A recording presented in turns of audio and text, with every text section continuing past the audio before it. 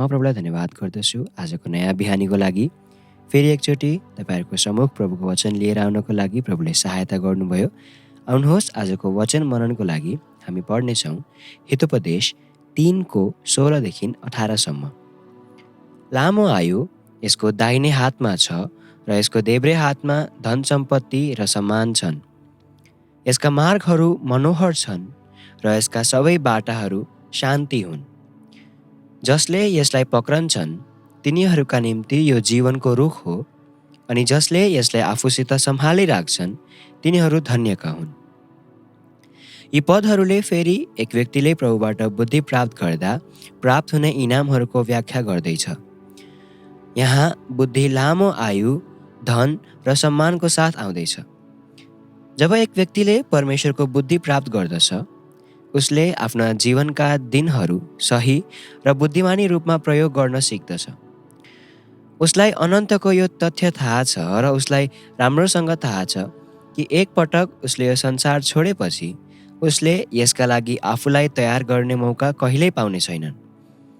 त्यसकारण प्रार्थनापूर्ण मनोवृत्तिको साथ उसले यस जीवनमा उहाँद्वारा डोर्याइनका लागि प्रभुमा भर पर्नेछ, ताकि उनी सधैँभरि प्रभुसँग रहन सकोस्। त्यसो भए पृथ्वीमा दिनहरू चाहे त्यो लामो होस् वा छोटो, यसको अधिकतम प्रयोग भलाइको लागि नै गरिनेछ।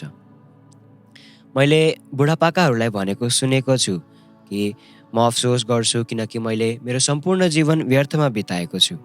यदि मैले यो सत्य पहिले थाहा पाएको भए मेरो जीवन धेरै राम्रो हुने थियो, किनकि मैले अनन्तको लागि तयारी गर्न थप समय पाएका हुने थिएँ।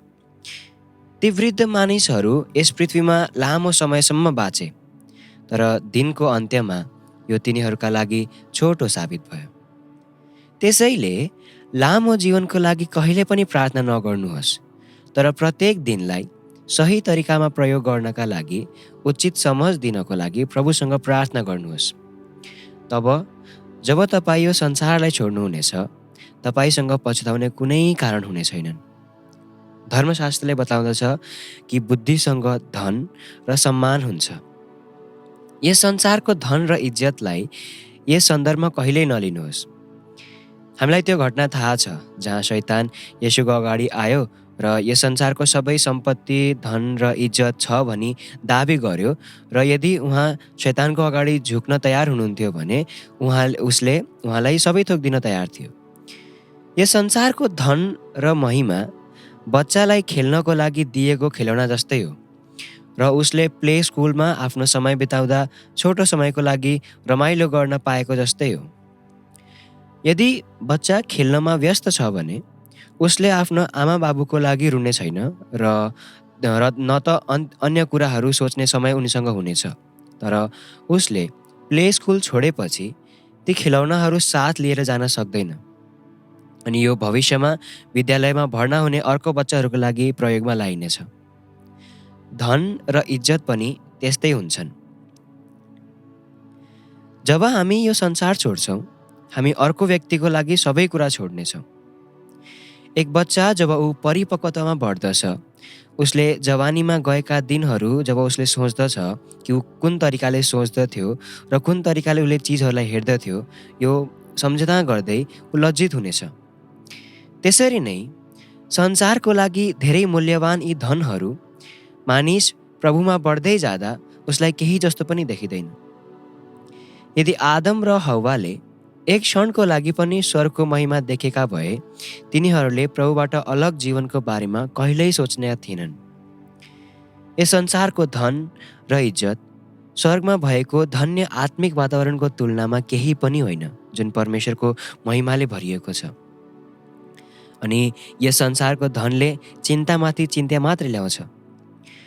तर जब हामी हाम्रो स्वर्गीय पितालाई हाम्रो सम्पूर्ण हृदयले भरोसा गर्दै अनन्तको जीवनको बाटोमा हामी हिँड्दछौँ, पवित्र आत्मा परमेश्वरले हामीलाई मार्गदर्शन गर्नुहुनेछ र हामीलाई अगाडि बढ्नका लागि हामीलाई बल दिनुहुनेछ।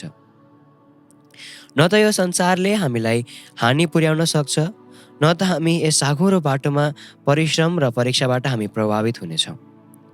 हामी परमेश्वरको शान्ति अनुभव गर्न सक्छौँ, जुन परमेश्वरको उपस्थितिले प्रदान गर्दछ। र यसले हामीलाई सजिलैसँग हरेक परिस्थितिको सामना गर्न मद्दत गर्नेछ। यस्तो ईश्वरीय जीवनले रमाइलो मायालु अनुभव प्रदान गर्दछ, जसले तपाईँलाई सधैँ तपाईँको छेउमा प्रभुको उपस्थितिको साथ जीवनको पूर्ण आनन्द लिन मद्दत गर्दछ। र परमेश्वरको वचनले भन्दछ, उहाँ तिनीहरूका लागि जीवनको रुख हुनुहुन्छ अनि यसलाई पक्रिराख। विश्वासको लागि सताइएका परमेश्वरका सन्तहरूले पनि उनीहरूले आफ्नो जीवनलाई रमाइलो बनाउने प्रभुको शान्तिको आनन्द उठाउन सक्थे भनेर गवाई दिन्छन्। प्रभुसँग मिठो सङ्गतिसँग बिताएको जीवन यस संसारमा सबैभन्दा रमाइलो जीवन हो।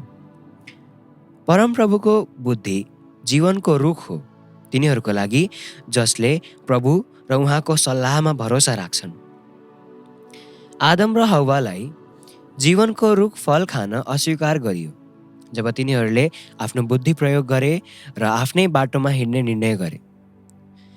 तर जब एक व्यक्तिले प्रभुको सल्लाहलाई पूर्णतामा स्वीकार गर्दछ र त्यसमा हिँड्दछ, तब उसले प्रत्येक क्षण जीवन प्राप्त गर्दछ, किनकि उसले प्रभुको आज्ञा पालन गर्दछ र उहाँको धन्य इच्छा पुरो गर्दछ। येशूले आफ्ना चेलाहरूलाई पनि भन्नुभयो कि उहाँको रोटी पिताको इच्छा पुरा गर्नु हो। आफ्नो जीवनमा पिताको इच्छा पुरा गर्न येशूले यस पृथ्वीमा हुँदा जीवनको सुगन्ध फैलाउनु भयो। यदि हामी पनि बाबाको आशिषमय इच्छा पुरा गर्न आफ्नो जीवन समर्पण गर्न तयार भयौँ भने हामीसँग पनि त्यस्तै हुनेछ। हाम्रो जीवन यस पृथ्वीमा सबैभन्दा धन्य हुनेछ, किनकि हामी मृत्युलाई जित्नेछौँ र सधैँभरि बाँच्नेछौँ र अनन्तकालमा हामी एक पल पनि पछुताउने छैनौँ। हामीले भरोसा गऱ्यौँ र प्रभुलाई पछ्यायौँ। त्यसैले यी दिनहरूमा हामी सबैभन्दा बढी प्रभुको बुद्धिको लागि कामना गरौँ, किनकि यो जीवनको बहुमूल्य र सबैभन्दा धन्य धन हो। यदि हामी यससँग सजिएका छौँ भने हामी स्वर्गमा प्रभुको पवित्र उपस्थितिमा सम्मानित हुनेछौँ। यसका लागि प्रभुले हामीलाई मद्दत गरून्। आउनुहोस् हामी प्रार्थना गरौँ। हाम्रो अनुग्रहकारी स्वर्गीय पिता, हामी तपाईँलाई धन्यवाद गर्दछौँ यो सुनौलो बिहानीको लागि। प्रभु, यो तपाईँको वचनको लागि पनि हामी तपाईँलाई धन्यवाद गर्दछौँ। प्रभु, साँच्चै नै हामीलाई तपाईँको त्यो बुद्धि खोज्नका लागि प्रभु तपाईँले हामीलाई सहायता गर्नुभएको होस् प्रभुजी। अनि आगामीका दिनहरूमा पनि प्रभु हामीलाई प्रभु तपाईँमा नै भरोसा राखेर प्रभु तपाईँकै वचनलाई प्रभु मनन गर्दै अगाडि बढ्नका लागि प्रभु तपाईँले हामीलाई सिकाउनुहोस्। यी अन्तिम दिनहरूमा प्रभुजी तपाईँसँग प्रेम गर्नका लागि हामी प्रत्येकलाई सहायता गर्नुभएको होस्। अगाडिको दिनलाई पनि तपाईँकै हातमा राखेर यस बिन्ती र प्रार्थनालाई हाम्रो एकमात्रै उद्धारकर्ता प्रभु येशू मसीहको नाममा माग्दछु, आमिन। प्रभुले तपाईँ सबैलाई आशिष दिनुभएको होस्। हाम्रो प्रभु येशू चाँडै आउँदै हुनुहुन्छ। तपाईँ सबैलाई मारानाथा।